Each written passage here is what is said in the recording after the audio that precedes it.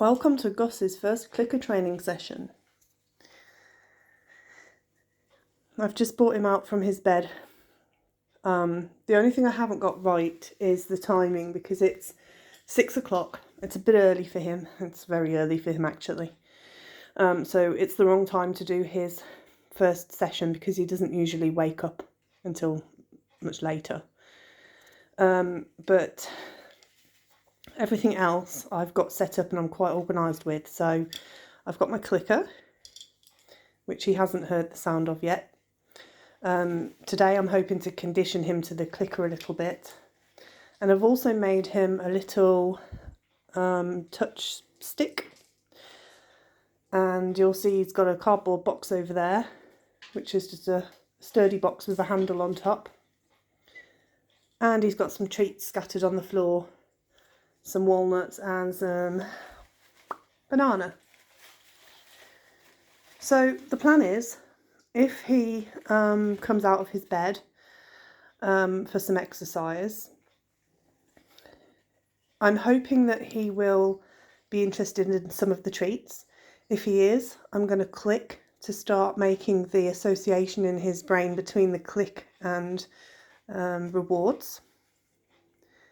If he happens to get inside that cardboard box, I'm also going to click and reward him because I'd like to train him to get in that box so that I've got a cardboard box that Gus fits in, because the one that we have got that we used to train the rats into is too small for him because he's just massive. So I'd like to train him into that particular box. Let's see.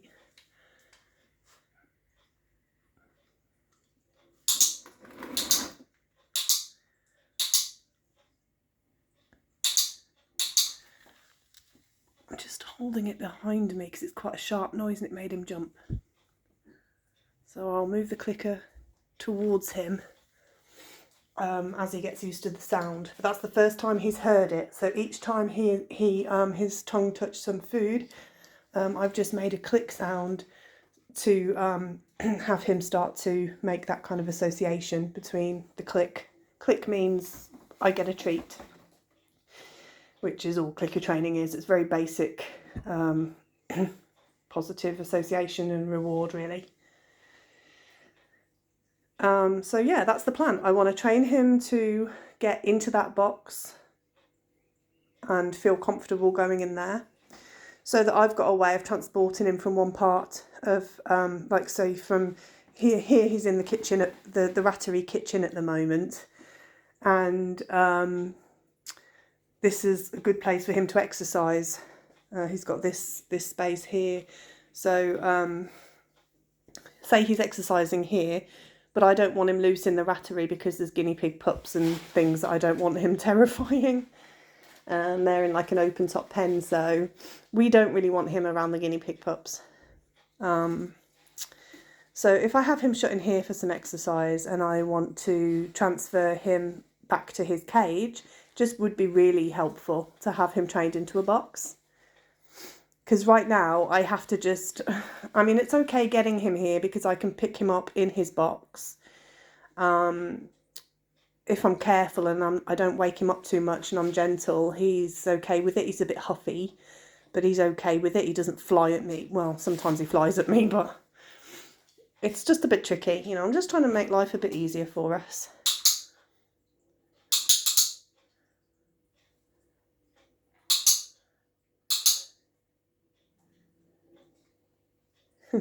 His pouches are going to be full and he's not going to be able to see, usually he exercises in a pen, in a play pen, which his cage is actually a part of. His cage is inside this pen. So he hasn't been, I've had him up and down the stairs and I've had him in here once or twice, but mostly since he's lived here, he's been exercised in the playpen, which just involves opening his cage door and he can just come out, he can come and go. So for the most part, he's used to his roaming time. He's used to being able to come and go into his cage. He's not used to being separated from his cage. So he's in a habit where he'll collect his food and he'll put it back in his cage. Well, he can't do that. all the treats that he's going to be collecting during these clicker sessions, he can put them back in his bed, but he can't take them back to his cage. Hopefully he'll unpouch in there, because if he fills his face, we're not going to get much training done. And then the idea of the touch ball is kind of just a lure, really. If I can get him to show some interest, this is going to be hard for me to do while I'm filming though, I will just say, because I need 3 hands for this. But if I can get him to touch his nose on the ball, I will click and reward. So I want to train him to touch this. That didn't go so well because, quite frankly, here you go, Gus. I've just given him like some really overripe banana because it's a high value reward to him. So you get the idea. I can't really demonstrate that and make a good job of it while I've got a phone in my one hand. But you get the idea. I'm going to train him to touch his nose to this this lure, which will mean I can then lead him around. Because whereby, if he was tame, I'd be able to just pick him up like any other rat. If he was tame and like fully bonded to me, I'd be able to handle him. But I can't safely pick him up. To handle him, I would need to go very carefully, and I would have to be really, like, not filming. Like, I'd really need to be concentrating on what I'm doing. And I'd need to tail him. So get myself into a position where I can safely tail him where he's not going to tag me, because obviously he can give a pretty nasty bite. So we try to avoid that happening for me and for him. So he can be physically handled, but it causes stress.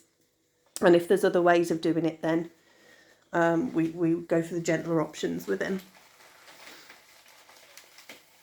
Because he might look big and masculine and like not scared of anything, but that doesn't mean that he's got to be roughly handled, and you know, he still deserves to be handled with respect, and he certainly does command a lot of respect, and he deserves it, rightfully so, don't you, Gus?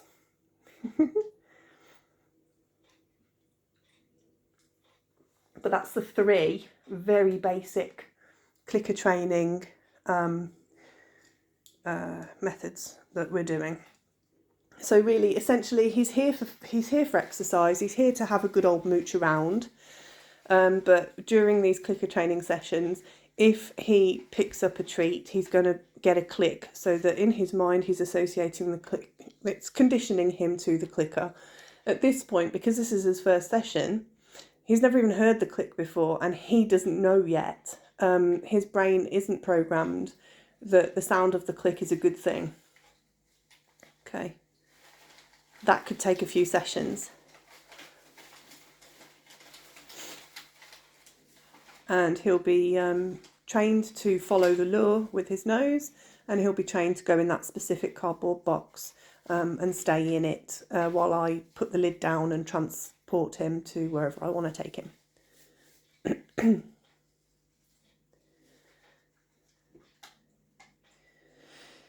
As far as the future goes with Gus, and the future potential of clicker training with him, I would absolutely love to get to a point where perhaps I could teach him to search,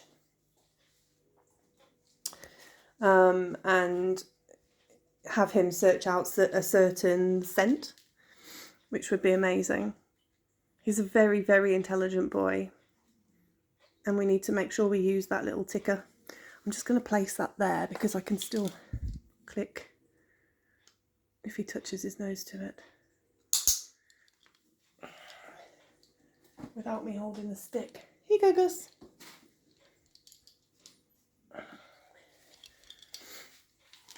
I think the potential issue and the reason that clicker training, in my experience, can be slow with pouchies is that they are not food orientated. They're just not, kind of like, they have to learn that. They seem to have to learn the learn to get excited about certain treats, and that can be a bit of a drawback with them as a species. But clicker training does work, and it works well, because clearly, just look at herorats. And that's just not, I mean, okay, they're not as food oriented as some dogs maybe, but they are super intelligent and they enjoy working. They enjoy to have a job. They enjoy connecting with their handlers, and I think they do it for the love more than the food, quite frankly.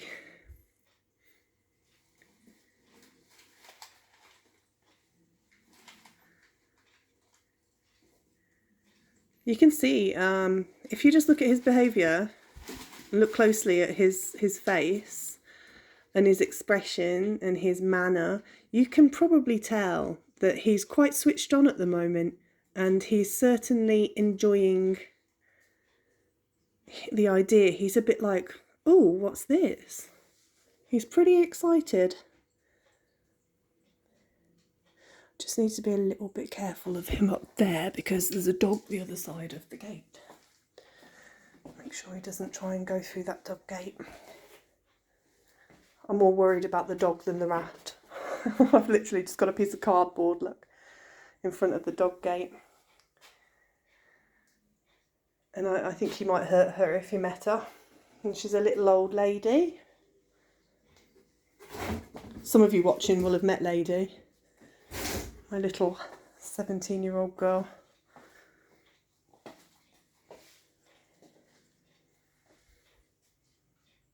Excited? What's that funny click? What's that funny noise? What does it mean, Gus?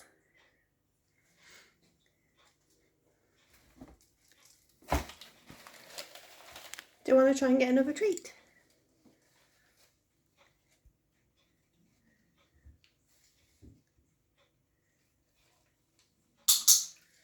Just interested that he's not put off. I mean, he wouldn't have put his nose to the... Here you go, boy. It would help if I gave him the treat. If he was really put off by the sound, I don't feel like he would have put his nose to the lure then. The target, should I say. It's like a target stick, isn't it? I never get the terminology right, I don't know. Let's see if he'll follow it a bit. See if we can actually lure him with it. That was a little bit of a late click on my part. Here, have a walnut. Change it up a bit. After this, he'll just have his normal routine, which is basically I set up his food for the night in the playpen, and give him the opportunity to forage for it. Sometimes he does, sometimes he doesn't, but we've been out of the routine of doing that since he had babies. And a lot of the focus has been on Tangy and the pups.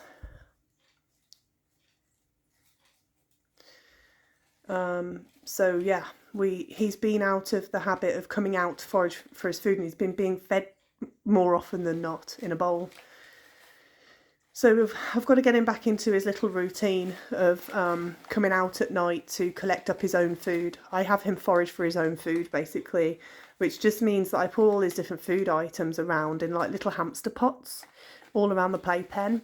And then he comes out, he goes all around all his usual kind of spots looking for his food, pouches what he wants, and he takes it back to his cage, back to his den, if you like, which is natural behaviour. That's what he would do in the wild.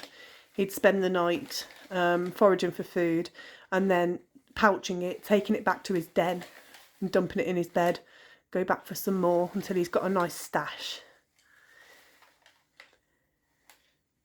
Sometimes he really can't be bothered, and he's just, I don't know, just not interested in collecting his food up. If that happens and he doesn't collect up a dinner, I will pick some bits for him and leave it in the top of his cage. But it's very nice when he picks his own food. You clever boy. You having some training? Yes, you're going to be a trained rat. That's trained rat, not train wreck, Gus. No. Love him. He's awesome, isn't he?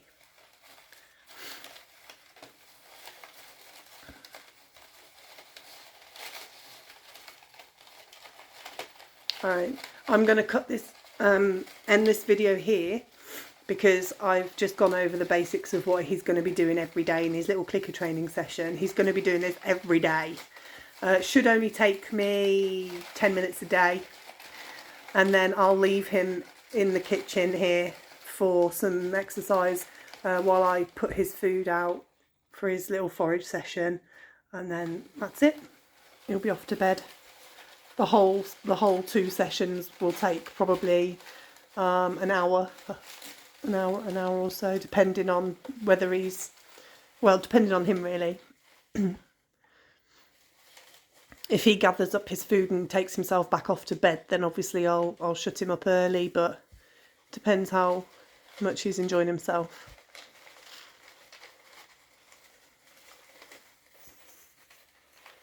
Okay, I'll see you in the next video. Hope you enjoyed this one. Goodbye from me and Gus Junior.